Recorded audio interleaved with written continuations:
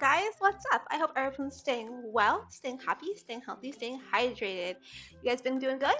So today we're going to be watching a little bit of Swindled. Okay, so Swindled is normally a podcast that I listen to in the evenings at night after little baby boy goes to sleep. I usually listen to the Swindled podcast. It's one of my favorite podcasts. I'm a really big fan. I really like the way he presents information, and I recently discovered that he's actually on YouTube. So today we're gonna be watching a solo podcast. You guys ready? Let's go.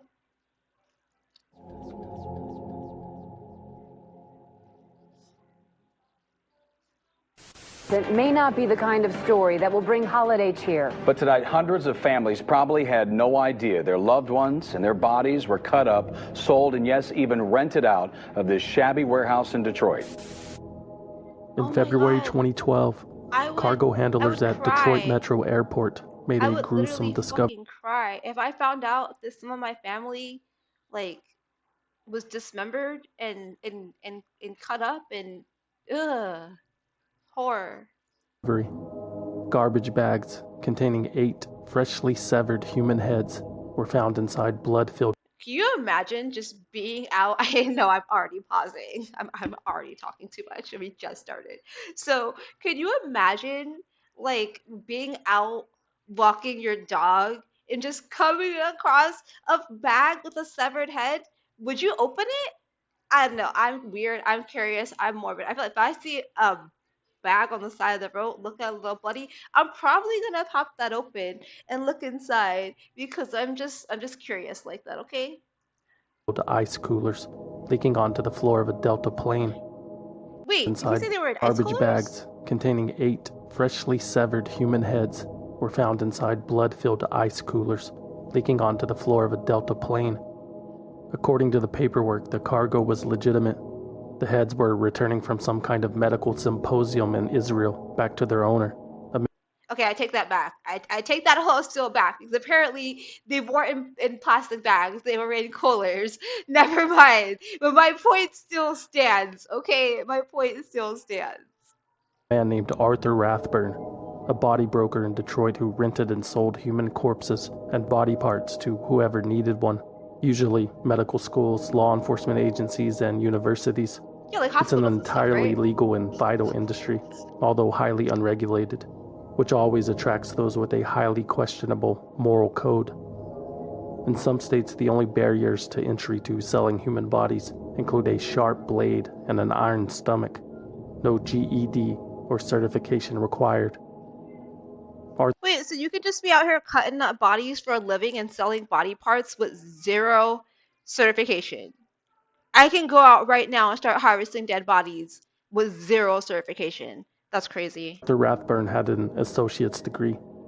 With that, he became the well-respected and published coordinator of the University of Michigan's anatomical donation program So now he in has the some late 80s associates. before he was caught commingling ashes and selling parts out the back door. Rathburn always wanted to be a private dealer anyway, so in 1989, he launched International Biological. He wanted to be a private dealer, but he said, never mind, I'm not going to do drugs. I'm going to do body parts. Which he operated out of a skeezy warehouse. The company was highly profitable. A human body could fetch up to $100,000 on the black market if parted out. But the job wasn't easy. Wait, the head's only $500? Why is a pelvis so much? Maybe all the the older people that need hip replacements. Maybe that's what the pelvis is for. $1,000 on the black market if parted out. But the job wasn't easy. Shipments of body parts to or Wait, from. okay, now I'm curious. What is the head for? What do you part out a head for? What do they use heads for? What do they?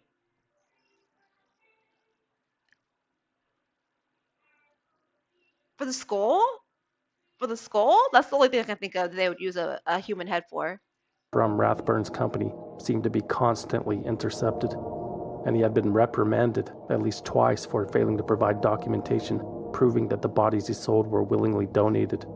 It was a lot to keep up with, Federal and state So where was he authorities have getting the been tracking bodies? Rathburne's cargo for years.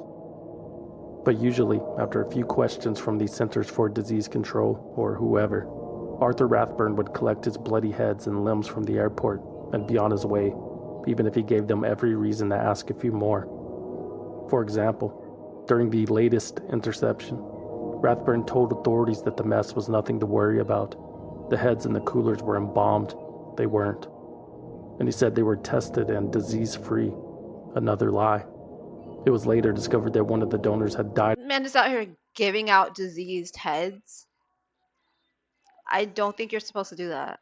of bacterial sepsis and pneumonia before their head was removed with a chainsaw and passed around the world. Arthur Rathburn was aware of that fact.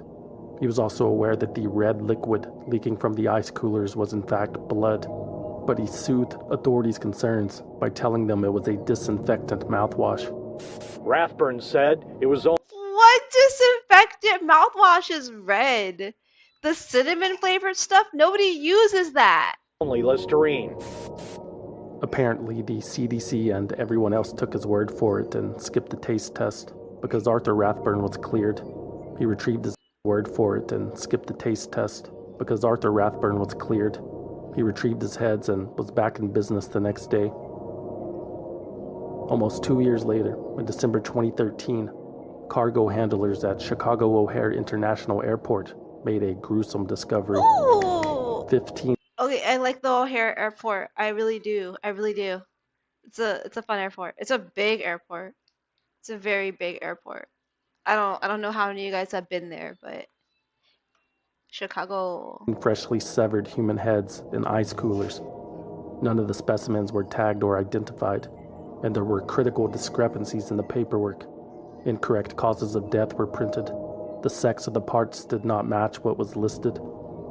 Those human heads also belonged to Arthur Rathburn's International This man is out here Biological. lying left and right. It had become clear that Rathburn's whole operation was, at the very least, sloppy. This time, federal authorities wanted a closer look. Days later, International Biological was raided. The business here is called International Biological, a company that has advertised in the past as a medical educational service provider. The question here is, were they dealing illegally in human corpses and body parts that sources say can be very valuable on the black market? Yes, they It was a were. warehouse of horrors. More than 1,000 unembalmed, unidentified body parts Jesus. sitting in ice, and plenty of well-oiled power saws. Agents found arms, legs, hands, and feet. They found 4 fully preserved fetuses and freezers full of severed heads frozen together like What? hamburger patties that Rathburn apparently pried apart with a crowbar. Federal agents seized them all, but the investigation would continue, as would the process of tracing and identifying the bodies. Good luck with International that. Biological never resumed business. I mean, I hope after they can. Arthur Rathburn was on the ropes financially before the investigation. He had already declared bankruptcy a few years earlier. Now Arthur's mortuary license was suspended. He couldn't even work. To slow down the As it bleeding, should be. Arthur This man don't Rathburn set deserve up a mortuary folding table on the license. street outside of his warehouse and sold the company's remaining assets. Yeah, those electric freezers selling for just $50. Those smaller igloo coolers, sources tell me, selling for $10 a piece. And there were dozens of them sold. A Grosse Pointe Park man at the center of an FBI investigation for selling. Oh, those you guys don't talk about the little blue igloo they used to use like when your family like went out on outings and stuff, you know what I'm talking about? That's what he had these heads in. Just regular everyday. Bodies in the black market had a yard sale. This was pre-pandemic. Yard sale at the body shop. Yard sale at the body shop. Market had a yard sale. This was pre-pandemic, obviously. Arthur Rathburn was officially out of the body brokering business, but soon he had found a new passion. So where is Rathburn tonight? Well, sources tell us that he has moved up north, where he is working to develop genetically engineered trophy deer to be hunted on his 1,000-acre farm. This man just should not be Arthur Rathburn dealing was with divorced the and human homeless by the body time he was any way, formally shape, or charged in form. January Look at him. Now he's trying to make genetically modified deer. 26. Anything GMO animal wise just freaks me out, okay? As it should. As it should, okay? 16.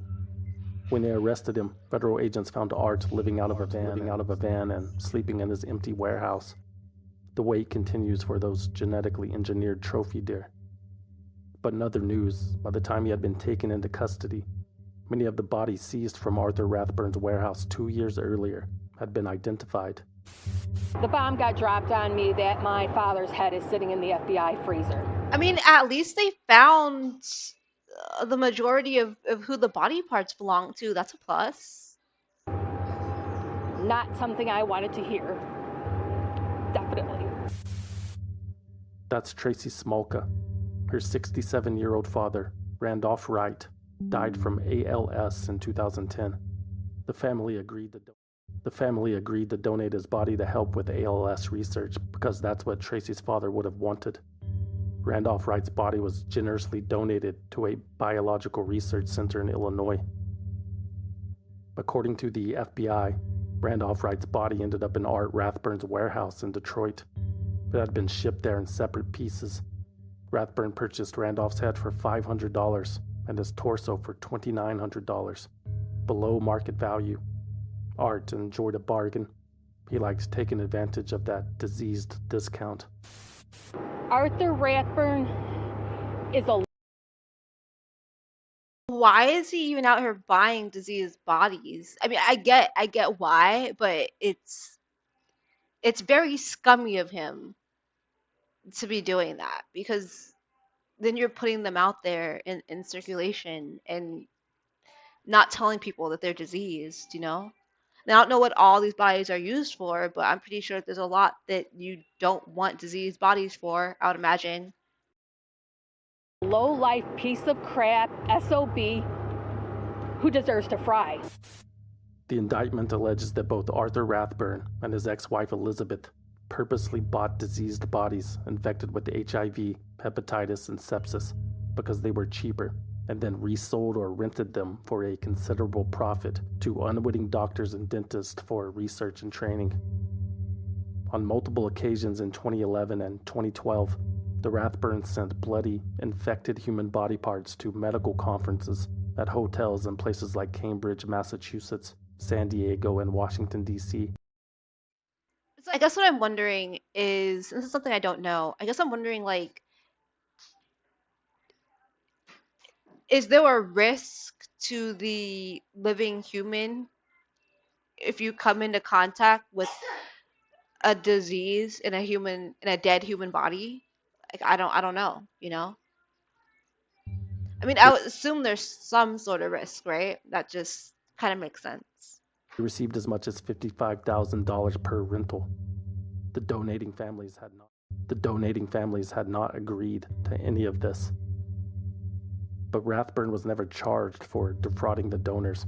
Instead, he and Elizabeth were charged with defrauding their customers, the doctors and researchers who thought they were renting a non-diseased body.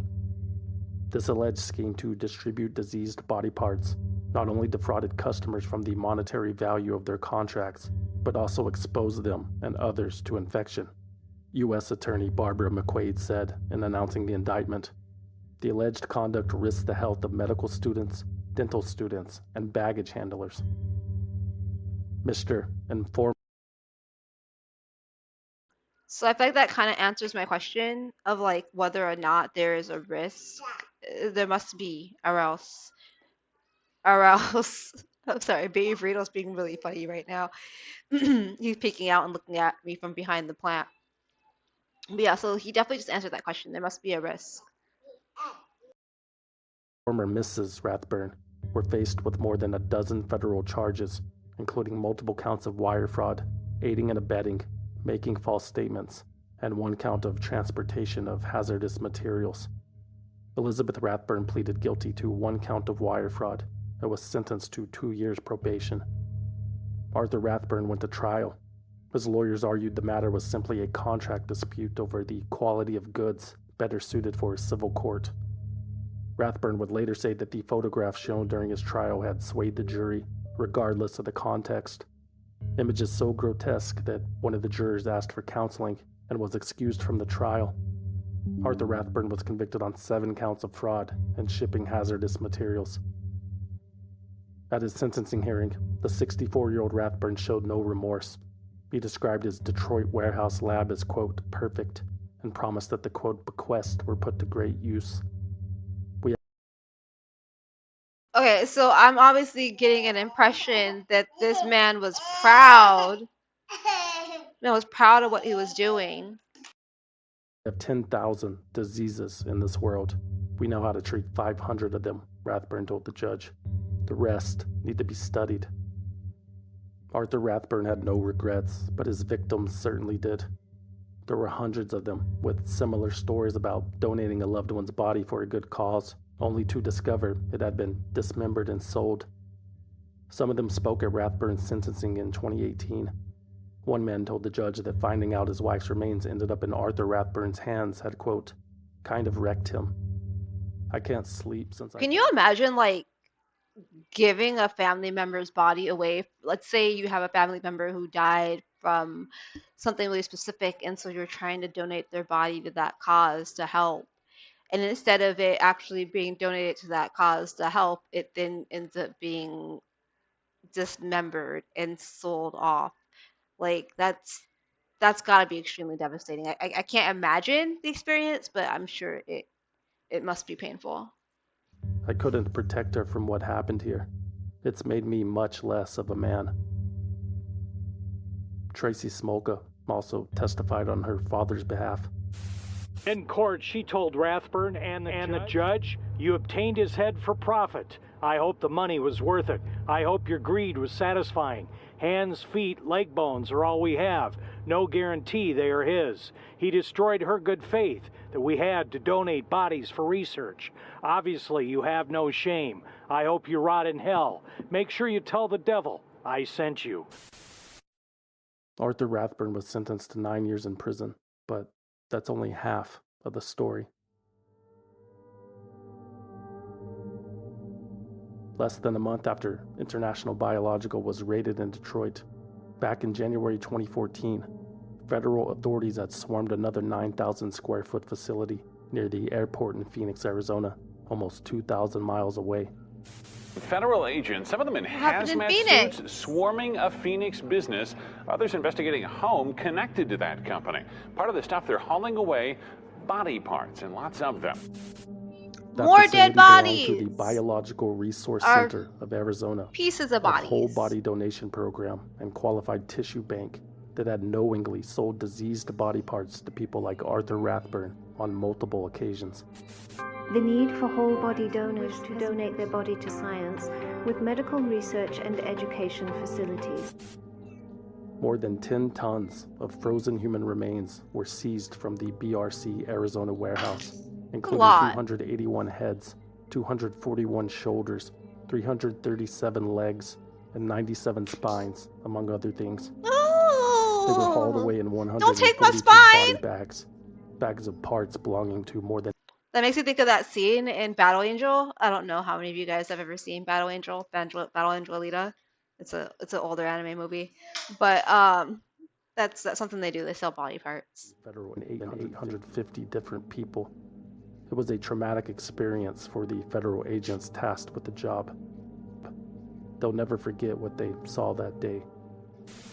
He said he found a cooler filled with male genitalia, a bucket of heads, arms, and legs, infected heads, and one of the most disturbing findings, a small... Wait, were only the heads infected? Why did she say infected heads and nothing else? Like, were only the heads infected?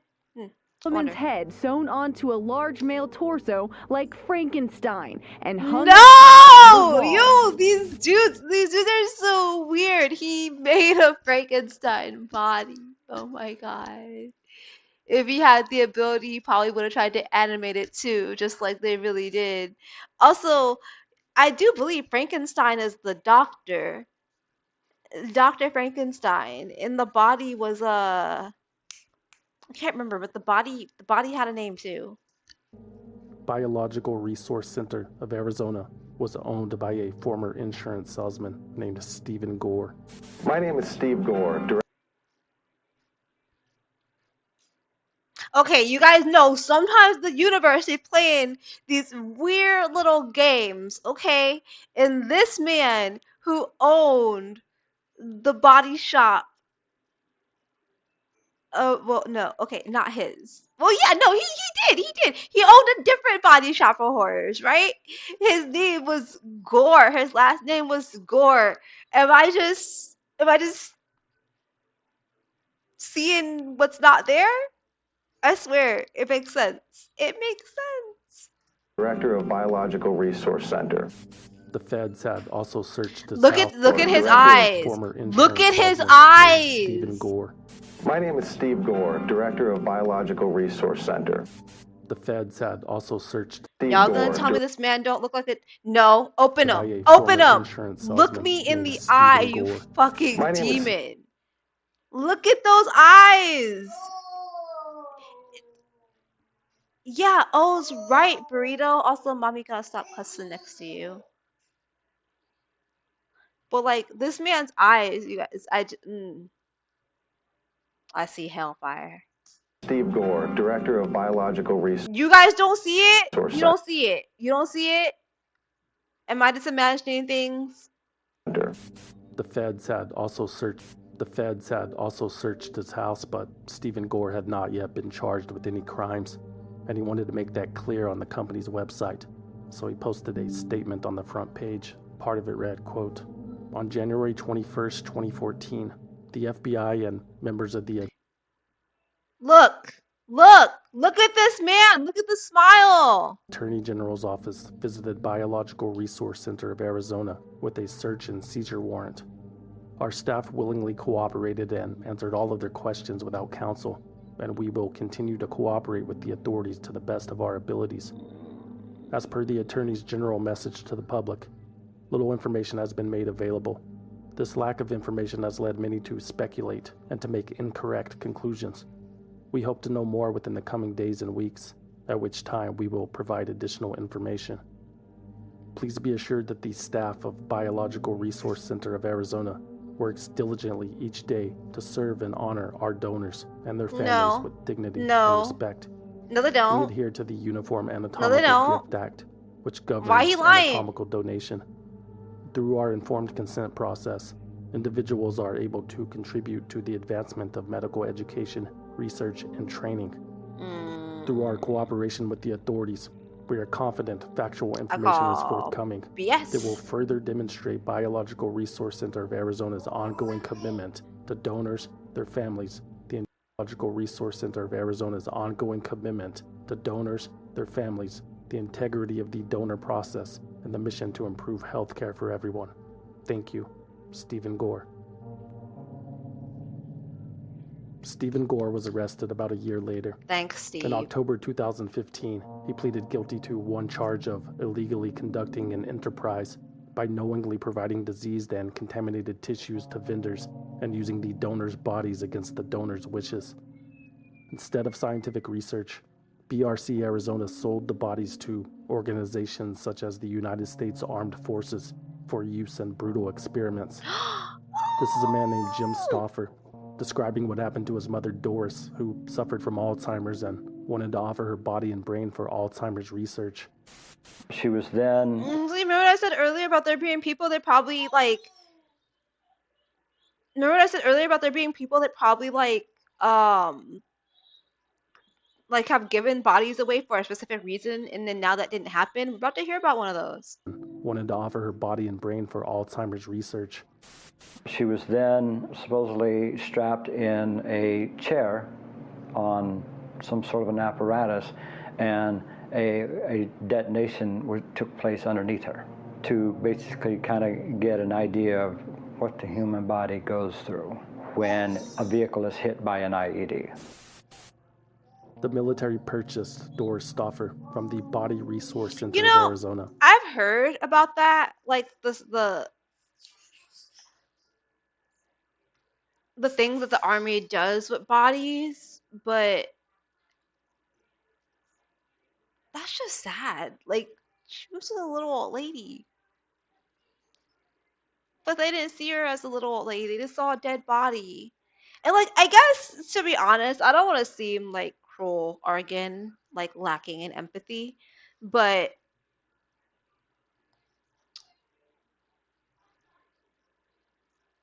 other than our emotions that are tying us to that person that's passed, that is in fact just a body. It can't feel, it can't think. It is now just an object. And I know that seems cruel, right? I know that seems like wrong to think that way, but it's the truth. It's the truth of the matter. Like we can feel whatever we want, but once we're gone, we're gone, and you're now just an object of flesh and bone and organic matter. Um, so I can't really say that I disagree with the way the army uses bodies. I'm not really saying that it's like outright it's right necessarily, but I can see the logic behind it, for lack of a better explanation. And blew her up. Her misled son, Jim, had been given a box of ashes days after Doris's death. Years later, a reporter from Reuters would tell him that those ashes did not belong to his mother. Okay, that's the fucked up part though. Just don't. Why are you gonna give fake ashes? Why? That's the messed up part. That's the messed up part to me, is that they gave this man fake ashes. Like, come on now. If there's no body to give, then don't just put some random ass person's ashes. Or like the one video with the lady who I don't know if I watched that one with you guys or not, but the one where the woman she was out there cremating people, but she wasn't actually cremating them. She was selling the body parts. But what she was doing is she was giving people like garbage and other stuff that had been incinerated to make it seem like they were getting ashes. And that is just the lowest of the low. You know what I mean? Let's get back to the video. I don't see a pathway of ever getting past this, Jim Stauffer told ABC 15. Every time there's a memory, every time there's a photograph you look at, there's this ugly thing that happened just right there, staring right at you. The FBI discovered that the automobile industry used other donors as crash test dummies. Other industries dropped bodies from a helicopter to test gravity, I guess. Wait a minute. I thought the crash test dummy was a crash test dummy, not a crash test body. This just completely changed my perspective. I mean, we've all seen the videos and stuff. Remember where they used to make them? I mean, we know that in the videos, the commercials, if you know what I'm talking about, those were actually dummies, right? But the fact that the ones that they use for the actual testing are I don't know why I didn't know that. It makes so much sense, but I didn't know it, and now I just feel disgusted. And I just want to wipe the knowledge off of me.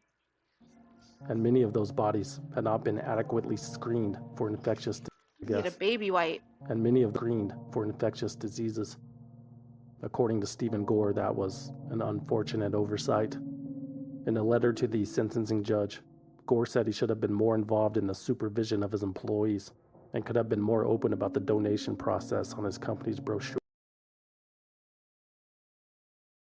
You know, it's crazy to me how these guys want to like say sorry, I admit to all these things and how they could have done better.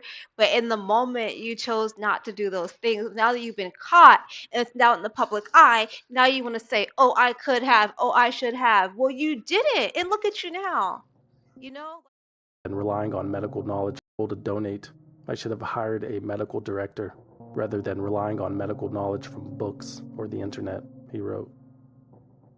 Stephen Gore was sentenced to 1 year in prison and 4 years probation and ordered to pay $100,000 in restitution. The family members of the donors were unsatisfied with the punishment. What is that punishment, though? I would be unsatisfied too. I'm not even a family member of a donor, and I'm mad on their behalf. What is that? Some BS. 2 groups were escorted out of the courtroom after yelling at Gore, demanding to know what happened to their loved one's remains. I'm just thoroughly disgusted.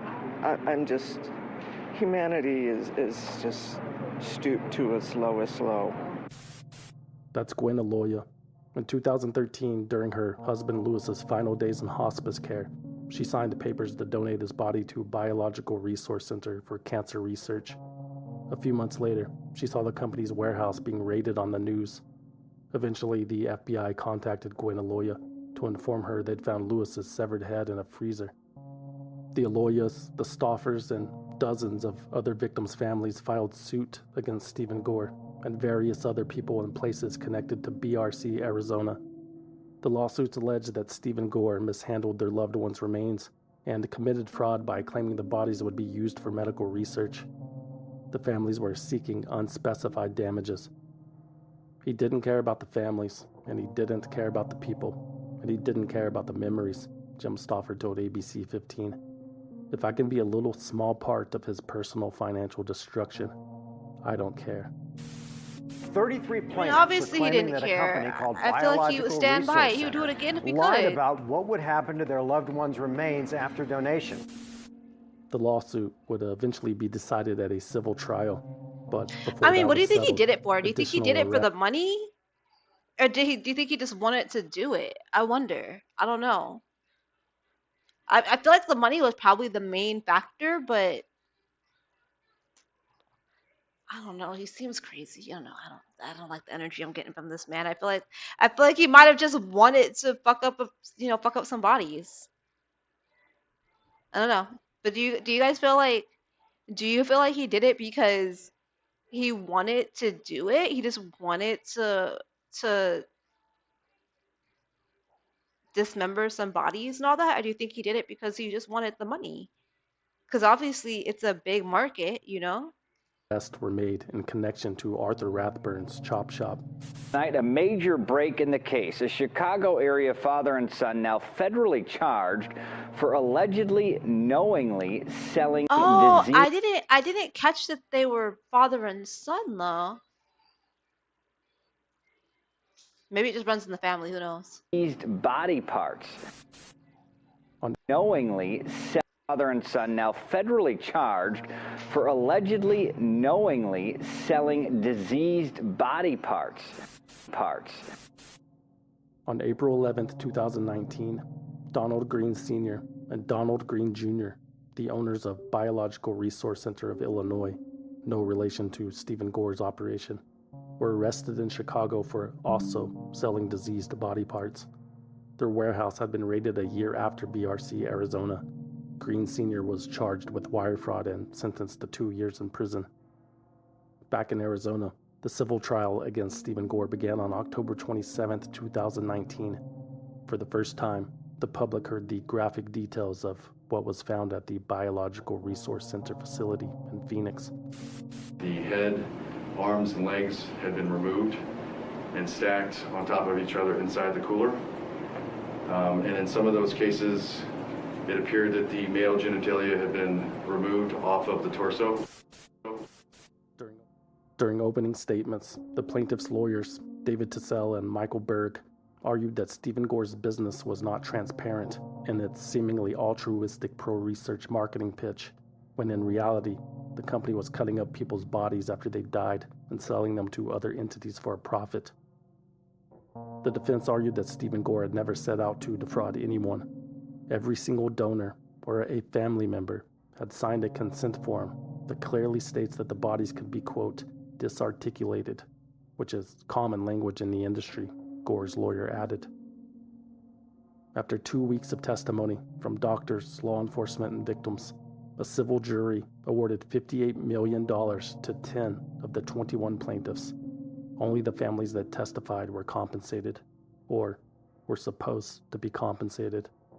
Unfortunately, Stephen Gore had few assets to his name. Whether or not Steve Gore has assets or other people have assets, that's really not the point.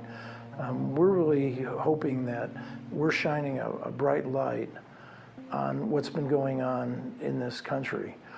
People really becoming grave robbers. This is a landmark verdict, Michael Berg, an attorney for the plaintiffs, told the media. The best part here is that the jury sent a message to people like Gore, who are doing this around the country. $50 million in punitive damages as a warning. Attorney Michael Berg and his partner David Tassell would soon find out that warning was too little too late. That same year, Berg and Tassell would find themselves representing a similar group of people in Colorado, people who had trusted a local business to treat their deceased loved ones with dignity and respect, only to discover their loved ones were butchered and sold. Even in the afterlife, we are nothing but commodities.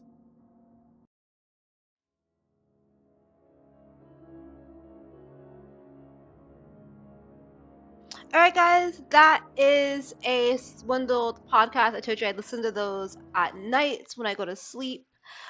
He's normally on Spotify, things like that, wherever it is you listen to podcasts, really.